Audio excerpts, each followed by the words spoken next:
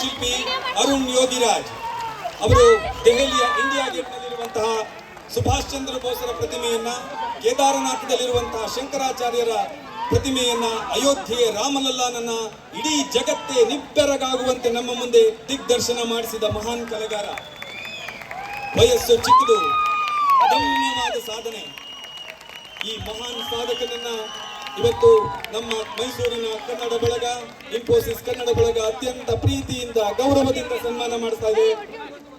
ಸನ್ಮಾನ್ಯ ಅರುಣ್ ಯೋಗಿರಾಜ್ ಅವರು ಇದೀಗ ನಮ್ಮನ್ನೆಲ್ಲ ಉದ್ದೇಶಿಸಿ 4 ಮಾತುಗಳನ್ನು ಆಡಬೇಕು ಅಂತ ಹೇಳಿ ನಾನು ಕೇಳಿಕೊಳ್ತಾ ಇದ್ದೇನೆ. ಅರುಣ್ ಯೋಗಿರಾಜ್ ಅವರಿಗೆ ಗೌರವ ಸಮರ್ಪಣೆಯನ್ನು ಮಾಡಿದಂತಹ ಸತೀಶ್ ಅವರಿಗೆ ಅನಂತ ಧನ್ಯವಾದಗಳು. ಇದೀಗ ಅರುಣ್ ಯೋಗಿರಾಜ್ ಅವರ ಸುಂದರವಾದ ಮಾತುಗಳನ್ನು ಕೇಳುವಂತಹ ಸಮಯ. ಮೊದಲನೇದಾಗಿ ಇಂಥ ದೊಡ್ಡ ಸಾಫ್ಟ್ವೇರ್ ಕಂಪನಿಯಲ್ಲಿ ಕನ್ನಡ ಮಾತಾಡೋದೇ ಬಹಳ ಸಂತೋಷ ಕಲಿತು.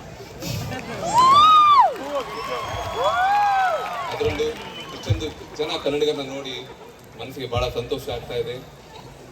ಚಿಕ್ಕ ವಯಸ್ಸಿನಿಂದನೂ ನಾರಾಯಣ ಮೂರ್ತಿ ಸರ್ನ ನೋಡಬೇಕು ಅನ್ನೋ ಆಸೆ.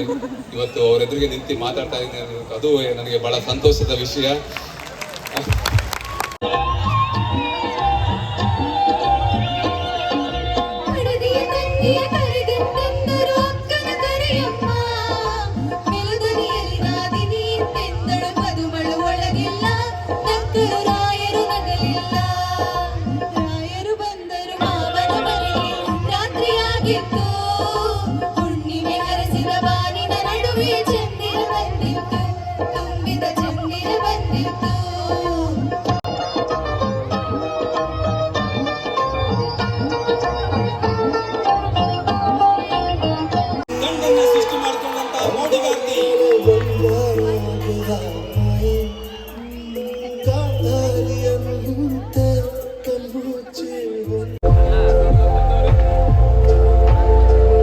ತುಂಬ ಸತಿ ನನ್ನ ತಾಯಿ ಮೈಸೂರವರು, ಅವರು ಕಾಲೇಜ್ ಅವರು ಓದಿದ್ದೆಲ್ಲ ಮೈಸೂರಲ್ಲೇ.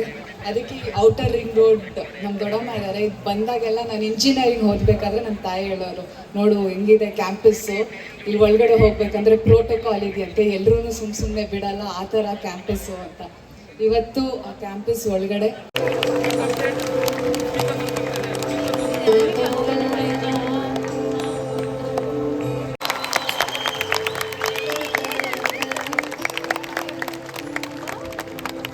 ಗುರು ಬ್ರಹ್ಮ ಗುರುದೇವೋ ಮಹೇಶ್ವರ, ಗುರು ಬ್ರಹ್ಮ ಗುರುರ್ವಿಷ್ಣು ಗುರುದೇವೋ ಮಹೇಶ್ವರ.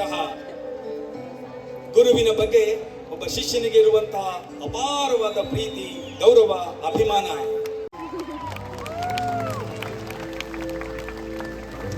ಶ್ರೀ ಸನ್ಮಾನ್ಯ ನಾರಾಯಣ ಮೂರ್ತಿ ಅವರನ್ನ ಸಭೆಗೆ ಪರಿಚಯಿಸೋದು ಹೇಗೆ, ನಮ್ಮ ಮನೆಯ ಯಜಮಾನನನ್ನ ಕುಟುಂಬ ಸದಸ್ಯರಿಗೆ ಪರಿಚಯ ಮಾಡಿಸೋ ಹಾಗಲ್ವಾ ಅದು. ನಮ್ಮೆಲ್ಲರ ನೆಚ್ಚಿನ ನಾರಾಯಣ ಮೂರ್ತಿಯವರು ಇವತ್ತು ನಮ್ಮ ಮಧ್ಯೆ ಇರೋದೇ ಒಂದು ಐತಿಹಾಸಿಕ ಮತ್ತು ಚಾರಿತ್ರಿಕ. ಬಹುಶಃ ಅವರು ಅವತ್ತು ಈ ಅಸಾಧ್ಯವಾದ ಕನಸನ್ನ ಕಾಣದೆ ಹೋಗಿದ್ದಿದ್ರೆ ಇವತ್ತು ನಾವು ನೀವು ಇಲ್ಲಿ ಕುಳಿತಿರ್ತಿರ್ಲಿಲ್ಲ ಅಂತ ಕಾಣುತ್ತೆ. ಅಂತ ಒಂದು ಅದ್ವಿತೀಯ ಸಾಧಕ, ಮಹಾ